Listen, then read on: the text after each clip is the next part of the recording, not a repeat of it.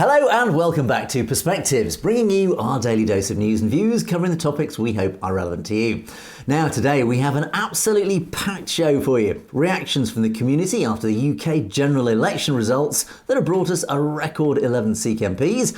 Amnesty International slams the new Indian law changes that we covered last week, not yesterday. And Amritpal Singh sets the record straight on Khalistan. And we also report on how Sikhs once again find themselves at the centre of natural disasters handing out aid. So joining me for Perspectives as always is our very own correspondent in Canada, James Cousineau. Good morning, James. Good morning, Angus, and good morning to all of our amazing viewers out there. Indeed, and together we'll be bringing you our perspectives on the daily news affecting the Sikh community across the world. And of course, as usual, we'll take a look at your great comments which have been pouring in, and thanks so much for those as always. But we have an awful lot to squeeze into today's show, so let's not waste time and kick us off, as always, with James. James, what have you got for us today? Well, we're going to start out with an organization that we actually spoke of last week, and I aired an interview with one of the volunteers of the United Sikhs organization. Now, they are at it again. They are stepping up and helping people in desperate need in the Caribbean. Of course, most people will have heard of the major hurricane that has hit there, and Hurricane Beryl has touched down and caused devastating damage to vulnerable communities and throughout the country. The areas, as you can see on the screen here, this is one of the areas that the United Sikhs are working in to bring relief to those in most need.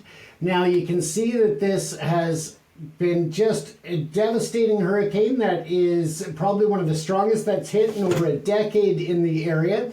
And it's hit just a various number of islands and communities. So it's really gotten to a desperate point where people are going hungry. There is mass damage, so people are unsheltered. But with that, you also have mass flooding.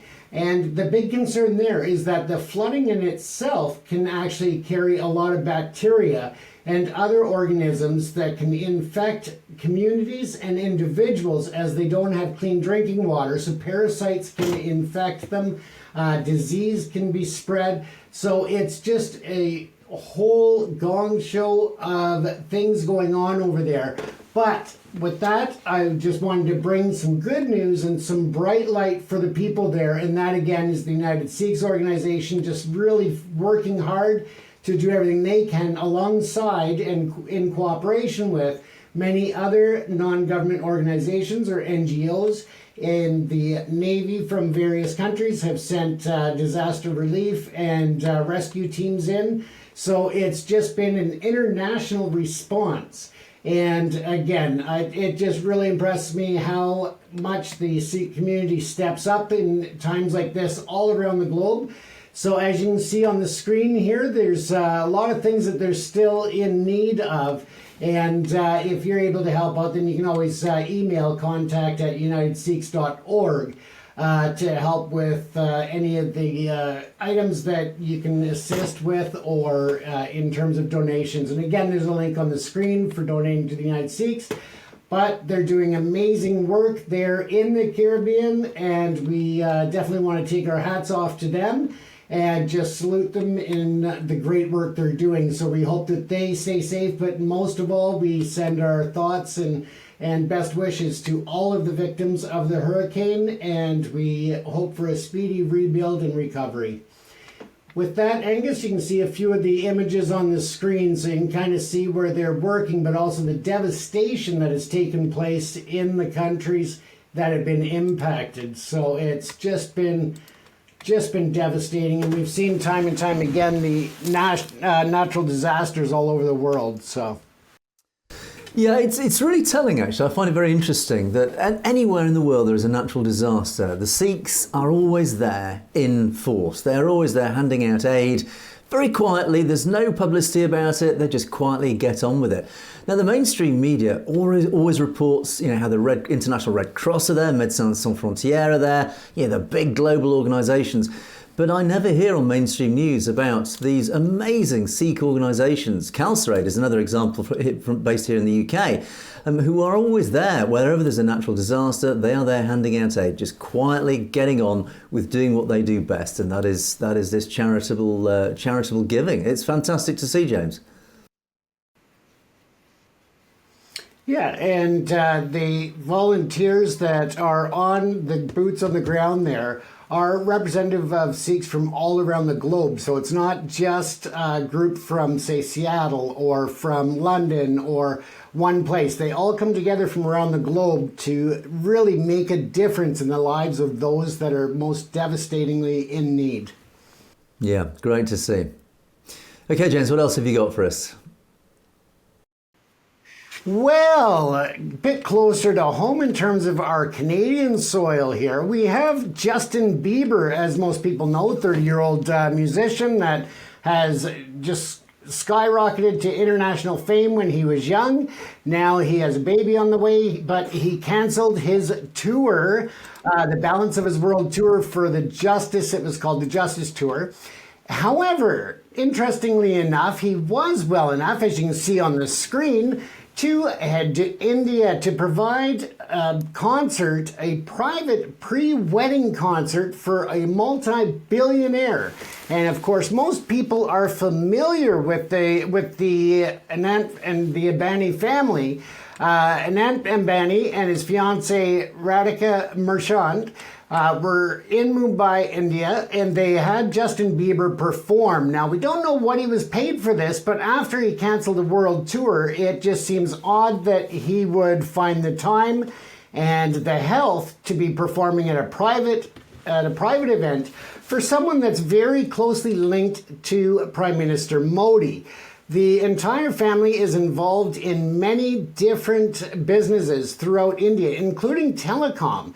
And the father has been accused and accusations made of market fixing and market manipulation. He has a lot of political clout, of course, being one of the richest men in Asia and on the top list of richest in the world. He is known for forcing other telecoms out of business, either bankrupting them or just really undercutting and going after them, buying them out, whatever he has to do. He's going to bully his way to force them out of business, and he's trying to reach a monopoly status in India on all telecom services. And with his connections within the India government and his political pull, he tends to get things done. Now, this also includes some regulation issues that Facebook and other American and foreign companies have had in India.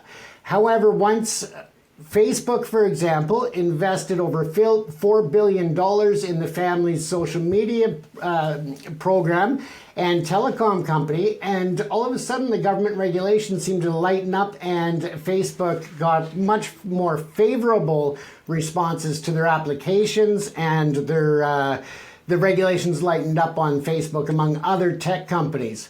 There were international celebrities, there were former world leaders, there were just the who's who of the global elite were at this event, and it's not the first time that they've had a celebration concert for the same couple. They, back in March, had Rihanna play a concert, which cost them between $6 and $8 million is the estimated number. Now, with a country that has so much poverty and so many other issues, it's a shame that the elite are spending, and this is from previous weddings within the family for the sons, as well as this current one, so far, almost $500 million. That's with a B, on weddings and pre-wedding events. While people are starving, while there are businesses that are being forced out of or into bankruptcy or just out of business, they are just amazingly flaunting their wealth within a community and a country and a world where it really, the message seems to be falling on deaf ears about what's happening in the economic situation around the world as they continue to amass over $150 billion as one of the richest families in the world. So I just thought that was a very interesting event to cover there, Angus. I just was blown away that he can cancel a world tour due to health issues, but shows up for a very powerful billionaire's child's pre-wedding event. And again, people in China, people in India, people in Canada, the US, wherever you go in the world, they're getting really tired of these billionaire babies who are just acting like there's no concern in the world when it comes to money, and flaunting and just rubbing that money in people's faces on a very public stage. Yeah, this is. I'm sure you've seen some of that in the UK there, Angus. Yeah, there's an awful lot here. A lot of issues, and even just where to begin. Well, firstly, Justin Bieber. I'm in territory that I really have absolutely no knowledge of about Justin Bieber, other than that I know he's a pop star.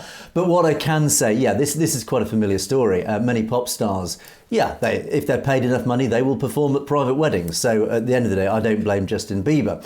But I think the really interesting part of this story is as you say, this billionaire. One of the richest people in India, who is clearly flaunting his wealth, as they tend to do. But what is interesting also is that billionaires, the bottom line is, people don't become billionaires unless they are absolutely ruthless and they end up having friends in high places. Money talks. At the end of the day, money, and it's an old phrase and a bit of a cliche, money is the root of all evil. In many ways it is. But what it is, it's just a symptom of evil in many ways. And essentially, the more money you have is more symptomatic of potentially how ruthless as a human being you are. And of course, people are naturally attracted to this. Then they're attracted to money. And of course, powerful people like Narendra Modi are attracted to wealth. And it's interesting that this gentleman had alleged links to Narendra Modi, because of course, Narendra Modi, there's an old story that even we've reported on of Narendra Modi's links to Gautam Adani, another billionaire. In fact, I believe he's the wealthiest man in India. Another gentleman, another billionaire who's made an absolute fortune through very nefarious means, and it's been in all sorts of, I gather, trouble legally. And there's been all sorts of investigations, and I think particularly in the US, I think there were certain hedge funds were investigating all sorts of I've got to be careful what I say here, but activities that raised questions and raised eyebrows.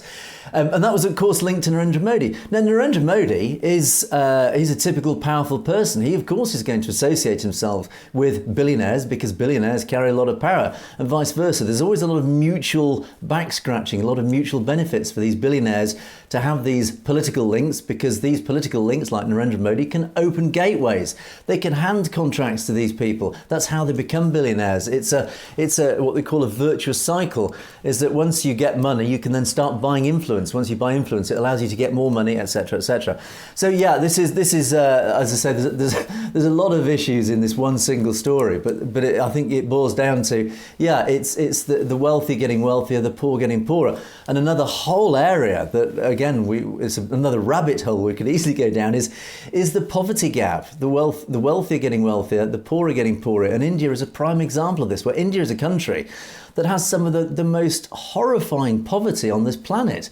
But it also has several billionaires, some of the wealthiest people on this planet. And India has a space program. And here's another fact for you. The UK last year donated £45 million to India in foreign aid. And yet India has a space program.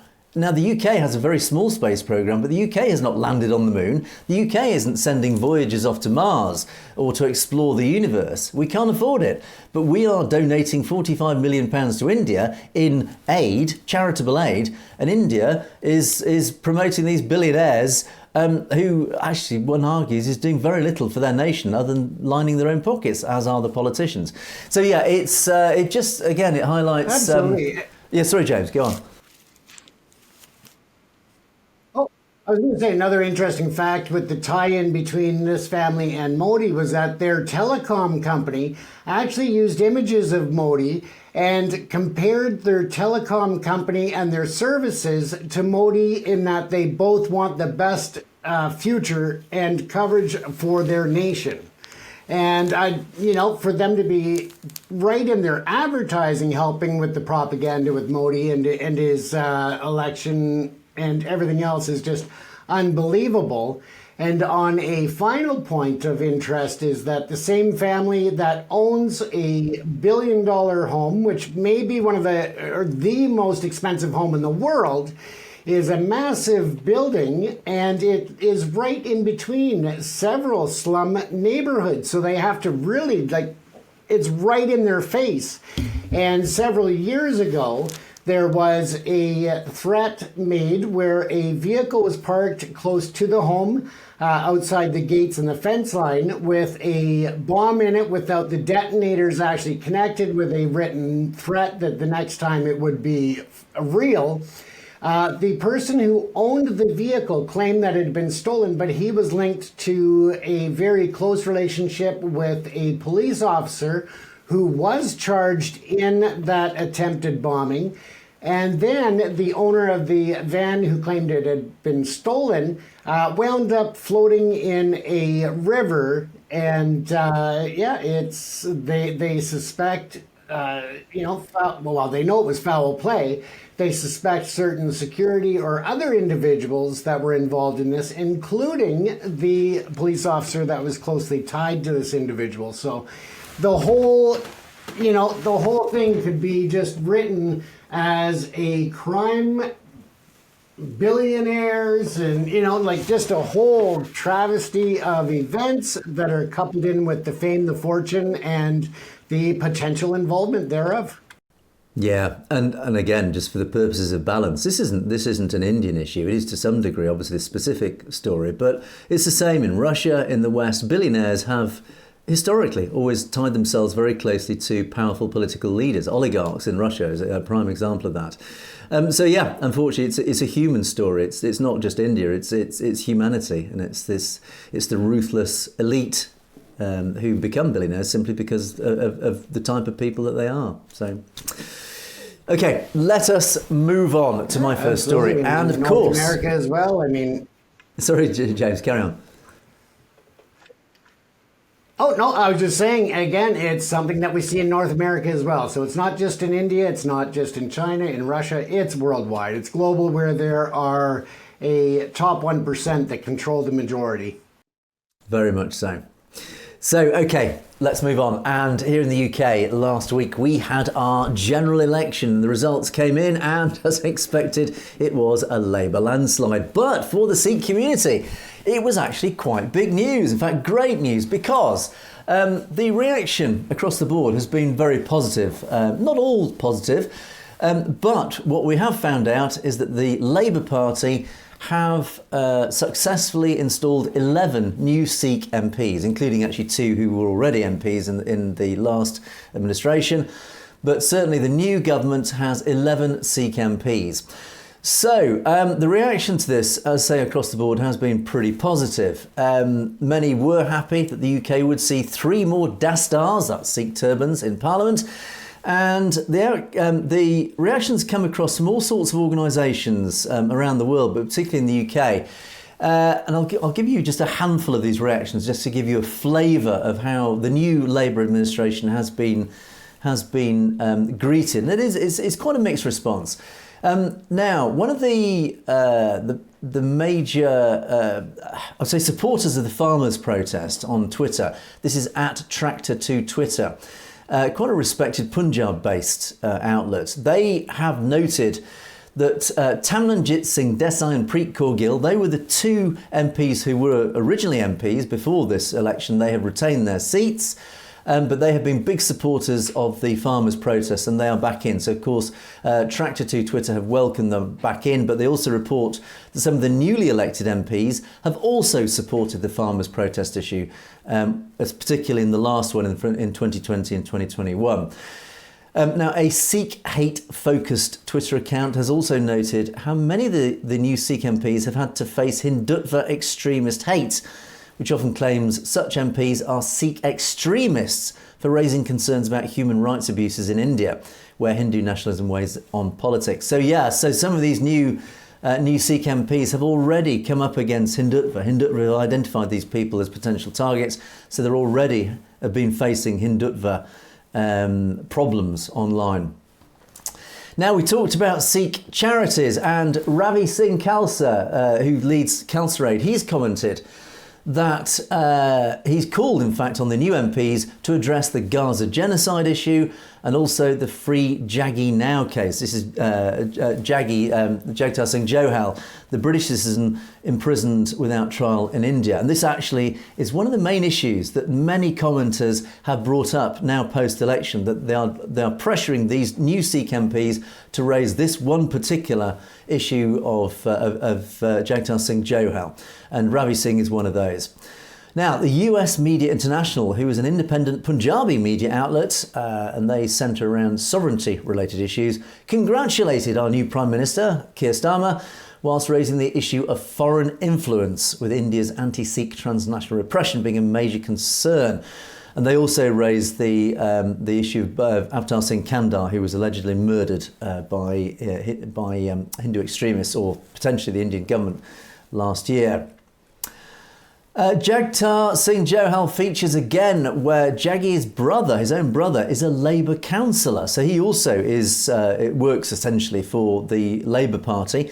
So Jaggi's own brother, Gurpreet Singh, who's a Labour councillor, and he believes that the Labour Party now in power offer the best hope to bring Jaggi home.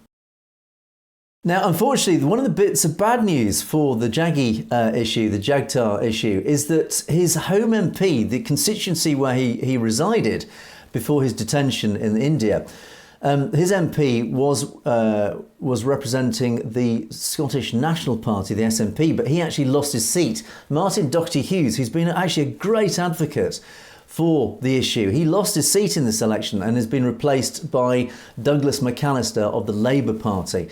So, of course, now there is concern locally in that constituency if the new Labour MP will push the Jagtar Singh Johal issue as strongly as his predecessor will. So, yeah, there's worry there in his constituency. Jaggi's own lawyer, Jaspal Singh Manjpur, has also tweeted his congratulations to Labour, but also calling them to separate themselves from 7 years of Conservative rule by seeing Jaggi home. And this is an issue we'll talk about later in the show. This contrast between the outgoing Conservative government and their appalling lack of effort or results over the Jaggi case, and the incoming Labour Party. Now, also, the new Foreign Secretary, David Lammy, has been prioritising a trade deal with India, it is reported. So, Foreign Secretary David Lammy is replacing David Cameron. Now, let's be honest, David Cameron, the outgoing Foreign Secretary, has been an appalling Foreign Secretary in terms of Sikh issues. So, actually, let's be honest, I don't think David Lammy could do any worse than David Cameron. But anyway, there are concerns. Is the new incoming Foreign Secretary David Lammy, is he going to prioritise a trade deal with India? Now, he's expected to visit India within this month to cement relations, something which some Sikh groups say is inappropriate whilst a British citizen continues to languish in an Indian prison. Yeah, it's a big question. Is the new Foreign Secretary and his leader, Keir Starmer, are they going to now turn their backs on the Sikh issues and all these promises that they've made? Here's a quote from the Sikh Press Association, their senior press officer Jasveer Singh. He said, "There are many who have concerns about Keir Starmer's Labour, and the role British Asians played for the last Conservative regime has also left many with a sour taste when it comes to representation. So not everyone is expecting pure harmony between Sikh Qaum, that's their nation, sentiment and the new Sikh MPs." So, yeah, the big question, James, here in the UK, it's an age-old story. Politicians have been elected on all sorts of promises, and the new Labour Party comes with all sorts of positive promises about how they're going to protect the Sikh community, how they're going to have an independent inquiry into what happened in 1984 in terms of the British involvement, and all sorts of promises about transnational repression, and that they will prioritise human rights over trade deals. But already, is the backtracking happening? Are these promises just going to become lost in the wind, James? It's typical politics, isn't it? But it's something that we see a lot of, and something else that comes to mind are the historic points where there have been trade deals that also covered for public announcement that they were talking about the release of any individuals. It's happened with the US, it's happened with Canada, where there have been backdoor deals made based on trade or other issues to release prisoners who were foreign nationals in the countries which they've been in. It's happened in China, it's happened in India in the past, as well as, of course, Russia and elsewhere. So let's hope that it is brought up. Let's hope that it is not just another political promise that dies in the mud and gets buried amongst all of the trade deals that they want to bring in. So let's hope that they bring it up and address it. Yeah, and Sir Keir Starmer himself, the new Prime Minister, has said, "Judge me on my results." Well, Mr Starmer, we will judge you on your results. We have been judging the past outgoing administration on its results, which were pretty appalling, let's be honest. So let's hope Labour make a different effort and come out with some positive results for the Sikh community. But of course, the outgoing Prime Minister, Rishi Sunak, has left a trail of criticism, a trail of very negative sentiments over his and his predecessor's performance, and again, particularly over the Sikh community. The Guardian ran an article, I think it was yesterday or the day before, just a quick analysis of Rishi Sunak's legacy as his Prime Minister. He wasn't a Prime Minister actually for very long. But even in that short period, he didn't leave a very positive legacy. And this article reports the Conservative Party's general election capitulation ends a short-lived but historic period for the country, which for the first time was led by a person of colour and a Hindu. So it promised so much. We had an Asian Prime Minister here in the UK for the first time ever. He was a Hindu, but there was this great hope and belief that he really would represent the Asian communities in a much more positive way. But the results, again, we judge on results, and yeah, it went well for the Hindu population, but for everybody else, it clearly wasn't. One of the comments made in this article was, one of the biggest scandals to blight his term in office was the decision to accept a reported £15 million in donations from a gentleman called Frank Hester, a businessman, who has revealed to have made all sorts of racist comments. So again, it's James, it's the old money buying influence issue. And of course, Rishi Sunak not immune to that same issue. And his handling of the comments from Frank Hester, the anti-immigration rhetoric, the lack of empathy for most people from a working class ethnic background, and a complete lack of connection with ordinary people. That's probably what disappoints me most, says this article. A complete lack of connection. He's married to a billionaire. Here we go again. Politicians and billionaires. What is it? And there's a couple of just comments from just very ordinary people from the Asian community, which actually sums up really, I think, a lot of the sentiment. A chartered accountant from Leeds describes Sunak as a huge disappointment in relation to his handling of Islamophobia and Gaza. As a Muslim of Pakistani heritage, I felt he didn't represent people like me and in fact reinforced prejudices against Muslims. A pharmacist from Oxford, who preferred to remain anonymous, said family members often referred to the Conservative leader as R. Rishi, but felt let down by his performance. I wanted him to come out and say, I'm the son of immigrants to this country. We have succeeded. And other immigrants just want the same as those who came earlier. A life for their kids and money to buy a home. And of course, transnational issues were also of significant concern. Some criticised Sunak for failing to support the release of the British national Jagtar Singh Johal, yet again a failure by the Conservative government. Sunak raised the detention of Johal with Modi in September, but did not provide further details, saying the Foreign Office is continuing to provide support to Mr Johal's family and will continue to do so. And a regular podcast guest of ours, Dabinderjit Singh, said, Rishi Sunak failed to follow through on British government policy on British nationals held in arbitrary detention with respect to Jagtar Singh Johal. It's an understatement to say Rishi Sunak has been a total disappointment as PM.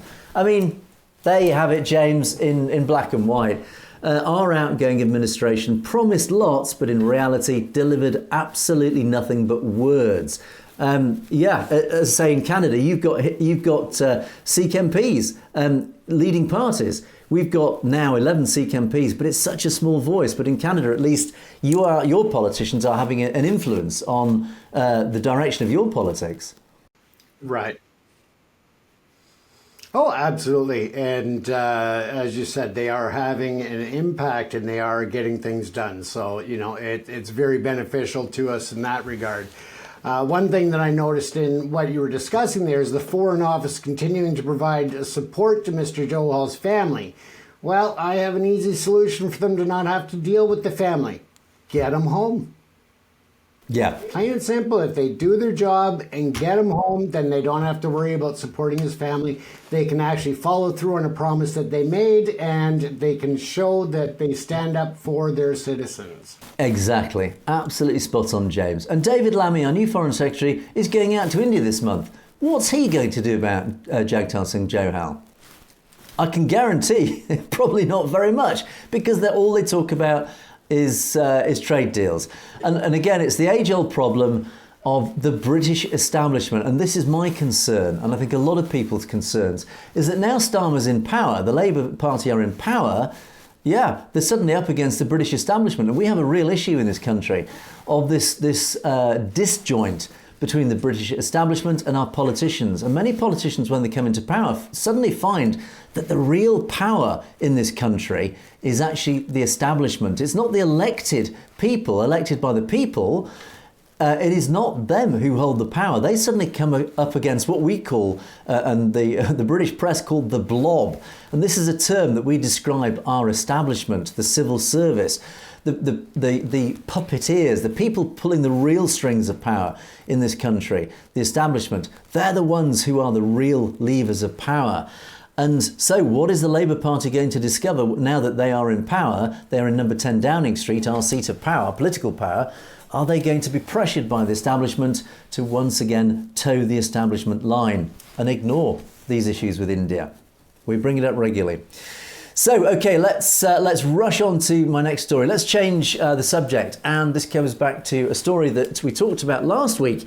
This was the law change in India. In fact, fairly sweeping law changes brought in by the BJP government last year and actually came into effect last week. Very scary law changes that really hand an awful lot of power into the Indian establishment. Now, Amnesty International have come out and they've recognised what's going on in India, and they've come out and slammed this. And their recent press release, they have just said that India has implemented these 3 new criminal laws that we reported on last week. Bharatiya Nyaya Sanhita, the BNS, Bharatiya Nagarik Suraksha Sanhita, the BNSS, and the Bharatiya Saksha Adhinayam, again, excuse my pronunciations, the BSA. These replace long-standing British-era legislation. The move has sparked outcry from Amnesty International and other rights advocates. They are arguing that these laws threaten fundamental freedoms. Now, the chair of Amnesty International India has criticised these laws, and he said that they would severely impact freedoms of expression, association, assembly and fair trial. They highlight concerns over provisions resembling the old sedition law under BNS, which criminalises acts deemed to endanger India's sovereignty and unity, with a minimum punishment of 7 years. And they also say that the BNSS, this new law, grants police extended custody powers, potentially facilitating abuse and torture. Yeah, they just said what we highlighted last week. This ability to extend detention from 15 days to 90 days is shocking. It's a shocking piece of legislation. It's so anti-democratic. It's so anti-freedom. And of course, we've reported on the torture that undeniably goes on in Indian jails. And it's now increasing that potential. So Amnesty International picked up on this. And it goes on about various other details of these laws. But they have called for the immediate repeal of the laws, urging alignment with international human rights standards to prevent misuse against peaceful dissenters. How often have we talked about political dissenters being accused of criminality and facing torture as a result? The legislation was introduced following recommendations from a 2020 review committee criticised for lacking civil society and gender representation. And the implementation of these laws marks a contentious development in India's legal landscape, prompting calls for reform and safeguarding of constitutional rights amidst growing scrutiny. So, James, once again, Amnesty International even bring up what we've been talking about for a long time. India is moving away from any democratic credibility. The laws it's bringing in, we have the National Security Act, we have the Unlawful Activities Prevention Act, 2 pieces of legislation that effectively give the Indian state the ability to arbitrarily detain its political dissenters, hold them up in prison without trial, essentially forever, where they can suffer torture. That's not the sign of a democratic nation, is it? Is it, James? No, not at all. And to openly provide more powers and authorizations to the police officers and police departments individually and as a collective, when you know that there's already corruption, you know that there's already torture, you know that there is a major issue of abuse of power and the legal principles, and here they are trying to hand them more power to abuse. It's half-assed backwards. It's terrifying. Yeah, it is. It's this move to totalitarianism again. Totalitarianism only comes about through small incremental steps. It's like the adage of boiling a lobster. When you boil a lobster, it doesn't realise until it's too late. And this is what happens in totalitarian regimes. The people do not realise until it's too late, because that move to totalitarianism occurs by simple, incremental steps, just like this, changing the law. It's what happened in 1930s Germany. It's when they bring in legislation that just moves the goalposts just one step further every year until the people wake up and realise what's happened, but by then it is too late.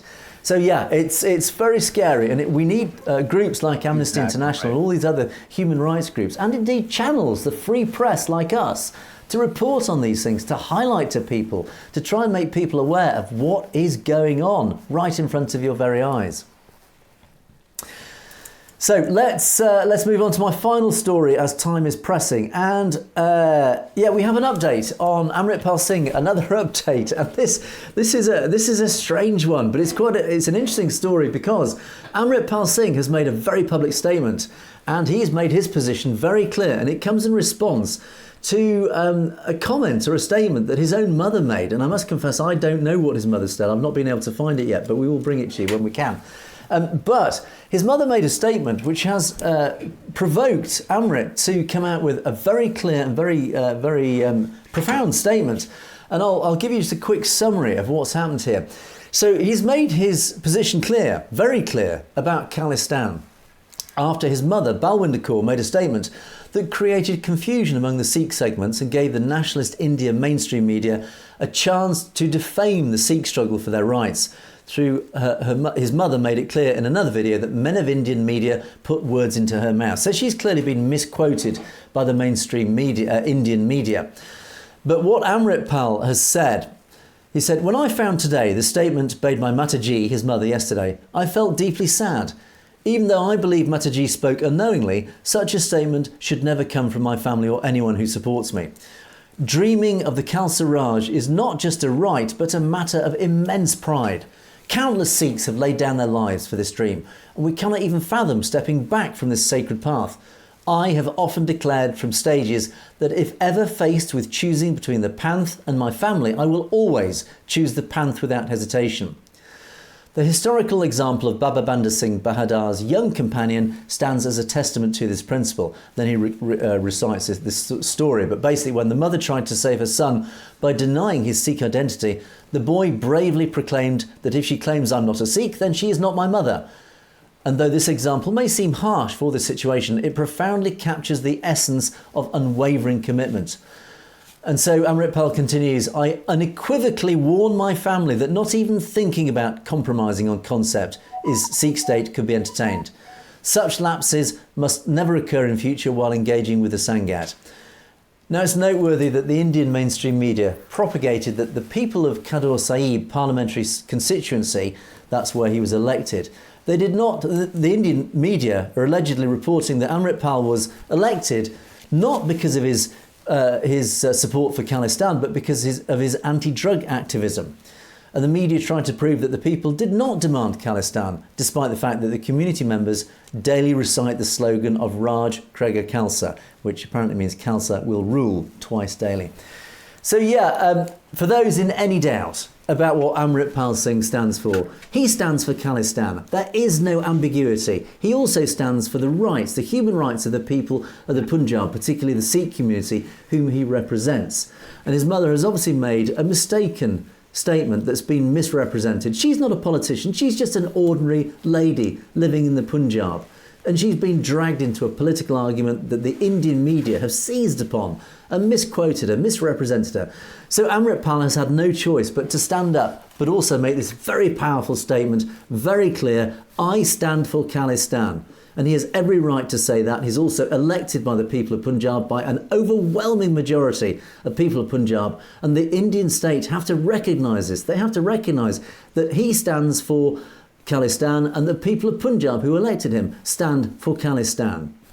There's no ambiguity there, James. It's unfortunately, once again, the media being controlled by the state. It's a very Indian story, isn't it? Yeah, India, China, worldwide, there's so many countries that manipulate and control media, and this is just another sign of how essential in a democratic society the media plays a role. And, it's unfortunate that there's such a distrust for media these days based on crap like this. Yeah, well, let's hope that that message is now very clear. We've certainly told our audience what Amritpal has said. Let's hope the wider media pick up on this. Okay, now that time once again is pressing, let's move on to our comments section. And once again, thank you so much for your wonderful comments, which have been coming in by the hundreds, and we will try and get around to as many of them as we can. But one of our stories last week, we reported about the Sikh Empire. And Singh Aujla, CM9YK, reported after one of our stories, and again this has been one of our stories that's been rumbling on for quite some time, is about the caste story, the caste issue. Now, this gentleman, or this person, has said, India Constitution Article 341, all Indians must declare their caste within the census. This is Indian Brahmin ideology, that's the upper caste, that humans are not equal. Hindus' apartheid constitution rules India.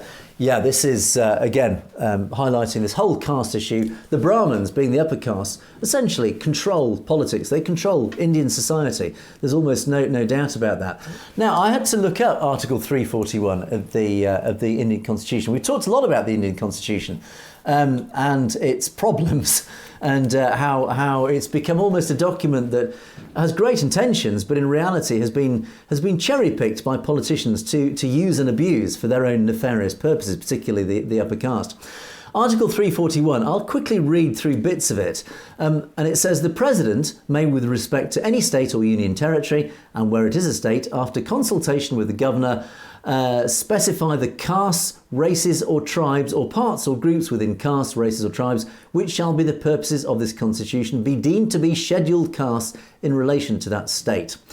Parliament may by law include in or exclude from the list of scheduled castes specified in a notification, but save as for aforesaid notification issued under the said clause shall not be varied by blah blah blah. So there's an awful lot of legal speak there, but basically Article 341 says that the Constitution, that the President has the right to allocate certain castes to have a scheduled status, basically give them scheduled rights. They can separate castes as parts of society and allocate to them different rights. So, but what it basically means now, the intention of this was actually quite positive. I think my interpretation is it was intended that lower castes could be given special privileges, essentially to protect them. Now, that in itself is a laudable thing.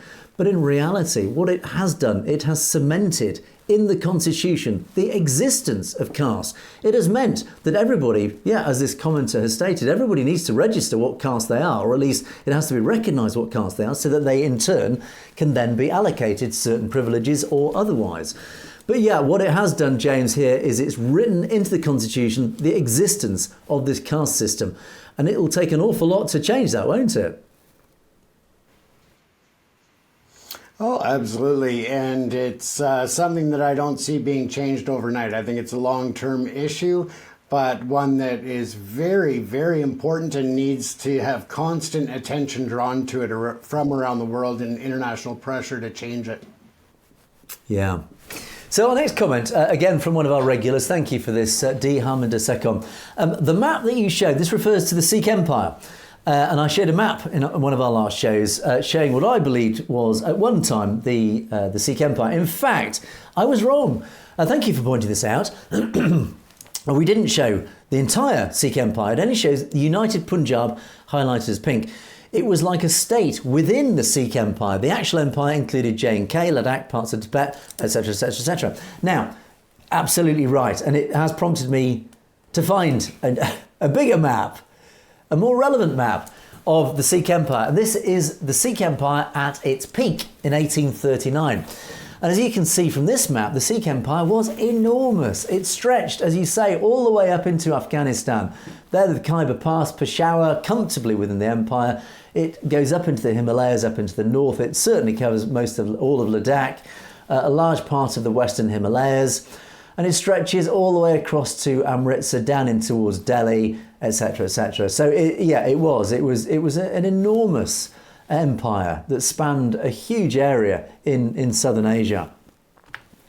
So the comment goes on, and there's a lot in this comment. I won't cover every single point, but yeah, it was a huge area. We need this to save our identity. But the demographics, this is interesting.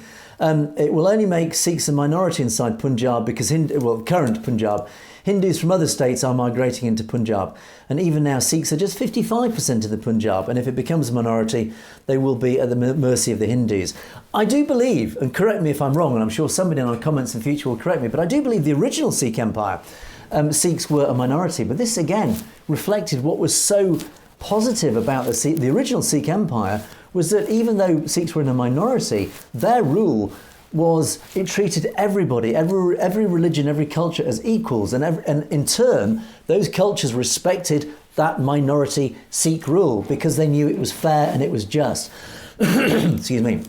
So yeah, I think I wouldn't worry too much in terms of if Khalistan happens, if Sikhs are a minority. I think those who reside in Khalistan will respect the fact that it's what matters is the culture, the governing culture that matters. And if it is Sikh culture, then that we know that Khalistan will be a fair and equitable culture ruling that. So, but the other point here, which is a very valid point, is there is this very clear agenda to dilute indigenous Sikhs in the Punjab through removing the language, through replacing teachers in schools with Hindi-only speaking teachers, by flooding in Hindu immigrants into the Punjab. It's diluting the Sikh voice. That is a very valid point. And yeah, James, we've seen that, I think, in Tibet with China, in other parts of the world. It's a very insidious tactic, isn't it? Diluting an indigenous population to essentially drive out the voice of that population. Absolutely, and we've seen that happen here in Canada as well with the Indigenous. So it's just, you look at it all. And the fortunate part is that although the Sikhs have 55% of the population there, they also will garner the support of the other minority religion groups and other groups that are there, whether that be the Muslims, whether it be, the Christians and that, because they are subjected to the same types of abuses and human rights issues as the Sikhs are. So, yeah, and I think I wonder actually if this is a deliberate tactic by India because they realise that the Khalistan movement is growing fast and it's gaining momentum, it's gaining traction, and they realise it's a race to try and dilute this by flooding Punjab with as many Hindus as they can, just to try and stop this happening. So yeah, the Khalistan movement is under pressure now. Okay, our next comment, and this was another one of our shows. Jasleen JJJS has made the comment. Gone are the days when Margaret Thatcher, who supported Indira Gandhi in her nefarious pursuit of the Sikhs, now Starmer, or whoever, can say what they want. Sikhs in the world are now clear in their mind about the only path to emancipation is Khalistan. Exactly. One thing is clear, in the wake of Starmer's comments, Sikhs will be watching what Labour might do. This comes back to a point that we've been talking about earlier in the show. We will judge Starmer by results. Now, we all know what happened with Margaret Thatcher and Indira Gandhi in 1984, or at least we know part of the story. Labour promised so much. Will they deliver? Yeah, good point. Will they deliver? I think the Sikh community will be watching. And of course, you brought up the Jaggi story, which of course everybody's now pressuring the new Labour administration. Are they going to do anything about Jaggi, Jagtal Singh Johal? Okay, next comment. It means no one can travel to India. Right. We cannot trust India. This has to be addressed by all governments across the world. An example is Jaggi again, who was arrested while visiting India. Can any foreigner feel safe travelling to India? This is a great comment, Pritam Kaur Man. Thank you for this. I wanted to raise this comment because, yes, a lot of people are too afraid to return to India. Native Punjabi Sikhs are too scared to go back to India because they know what will happen if they return to India. They will be arrested. They will be detained.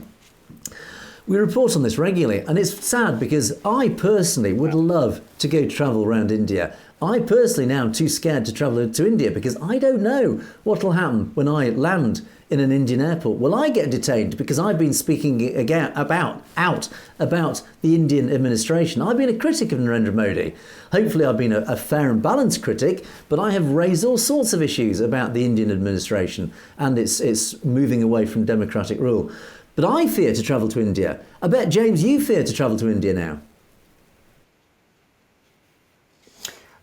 Yes, but I would take the challenge, and I would go even further to invite Modi for a sit down if I was to pay. If I was there, and not to stir the pot, but to actually sit down and address some issues and ask the hard questions. So that's just the Canadian in me. I'd never give up the fight. Yeah, well, you're a braver man than me, James, and I totally applaud that because I genuinely, I would be scared to travel to India now. I would like to travel to India, and yeah, I'd like to interview Mr. Modi himself and say, look, what is this about? But and another example of this is that ABC journalist whose name I can't bring to mind. But there's a very brave and very I would say an exceptional journalist who's been working for ABC. She, I believe, is of Asian descent herself, but she's been reporting on all these Punjabi and Sikh stories. She's been talking about transnational repression, etc., etc. She's got some great documentaries on YouTube, and I do point people to watch those on behalf of ABC. But she had her visa refused, so she's not allowed to stay in India. Basically, she's been thrown out of India. She's lucky. She escaped. But yeah, how many stories have we reported on of people who returned to India and been arrested? And Jagtal Singh Johal, another example, just an innocent man who's been critical of India. He went back and he's been in prison for 7 years. So James, you're a braver man than I have to say. Braver or just, short a few more brain cells, I don't know. Well, I'll try and bail you out if you want to do it. So there you go, buddy. So we're raising funds for Free James. That'll be the next story we'll be reporting. That's right. Free James Cousineau, hashtag. Buy the T-shirt today. Okay, our next comment. Could the Nikhil Gupta case be televised live to the public, akin to the broadcast of the Depp versus Heard case? This is an interesting comment. Thank you for this, RLK2WE. I did a very quick bit of research, and I won't go too much into this, but basically, apparently, US Supreme Court decisions on cameras in the courtroom hold that broadcasters do not have a First or Sixth Amendment right to televise criminal trials. The court also ruled that states may permit cameras in their courtrooms only if the defendant's rights to due process and a fair trial are protected. But also, another lawyer has reported that no federal court in the US allows the presence of cameras. The oral arguments of the US Supreme Court are, however, audio recorded, and there are a number of online sites where you can listen to those recordings. It would appear, and I've actually not got a definitive answer to this, but it would appear that it's really up to the judge who's presiding over the case, whether or not it could be televised. The Depp versus Heard case, I think, was a bit of a circus, and I think it was... I'm not even going to go there. But basically, the Nikhil Gupta case is a very particular case.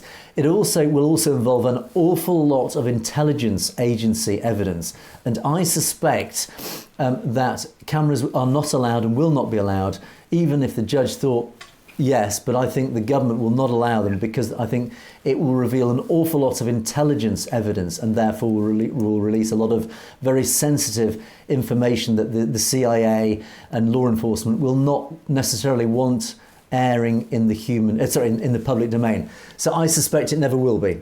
James, I don't know if you've got any thoughts on that. No, I totally agree with you, Angus, on that. And we could go a step further, too, to bring awareness to the fact that we won't see any televised information or any televised segments of the Canadian trial of the individuals accused of killing Mr. Najjar either. We don't allow the cameras in the courthouse, let alone the courtrooms themselves. So that'll be out of the question as well, and just something that doesn't happen and wouldn't happen, as you stated, because of the international security involvement and interest that may be at play. Indeed, indeed. And then finally on that show, we had one comment, which was the first comment, and I want to highlight this just to simply congratulate Mr. May Boo Boo Rayman 3937 for having the first comment. Well done to you, sir, and it was worth a mention. I think you probably landed on our channel by accident, but congratulations and well done for that. I don't know if you'll ever be returning to our channel, but welcome and thank you for that. Okay, and finally, on our podcast we did with Dr. Sandhu, Dr. Bakshish Sandhu, we talked about US independence and its relevance to the Khalistan story and the independence of Punjab, and how what was the precedent that was set by US independence on the 4th of July all those years ago, and how it potentially could impact the independence of Khalistan, hopefully someday in the future. And we had a comment, and we've had an argument at last. We said the other day, James, we don't get very many negative comments, but finally we've got one, and it kicked off a wonderful argument. Thanks for this. Yeah. And I just wanted to quickly highlight this. Avir D5421 said, medical doctor should get his brain examined. Now, Dr. Sandhu is an extremely accomplished medical doctor. He's got an awfully long list of accomplishments and qualifications, etc. He's a very, very educated man. He's an extremely intelligent man. He's also a very powerful pro-Khalistan campaigner as well. And yeah, he's attracted this comment. And lots of our wonderful supporters waded in with all sorts of comments in support of Dr. Sandhu. Thank you for those on his behalf. And Jasmine Sidhu said, of course, how dare he speak the truth about the Indian government not being actually democratic? Absolutely, good point. But Avir D then responded saying, Khalistani terrorists and sons of murderers of Indian Prime Minister to get elected along with terror operator in Kashmir, India is the most democratic nation. Now, actually, this was a great riposte, so congratulations on this answer. It was actually a very good answer, this. And your argument is, of course, India's a democracy. It's even allowed terrorists and what have you, it's sons of murderers to be elected. So, of course, we're a democracy. Now, that was a great point, except for one simple flaw, is that this calling those who've been elected, like Amritpal Singh and the son of Beant Singh, as Khalistani terrorists is wrong. They're not terrorists.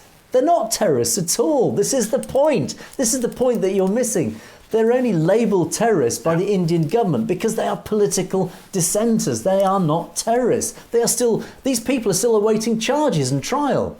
So they're not terrorists. They're not convicted, and yet they have been democratically elected. Sons of murderers. Now, of course, you're referring here to the son of Beant Singh. Beant Singh assassinated Indira Gandhi in 1984 for reasons that have since been, well, widely publicised and justified. But he is the son of a murderer. We are not responsible for the sins of our fathers. It's very simple principle. Any son of a murderer is not a murderer himself. He is just an innocent man. An innocent man has been elected. And you're saying that he is a son of a murderer, and therefore, by extension, he is somehow evil himself. So unfortunately, what was a great comment, you failed miserably with a simple flaw in it. Cruella Indro Deauville, who's one of our regular commenters, said, you have about 1,000 channels that speak your truth. Continue watching them. Don't worry about Doctor's Brain.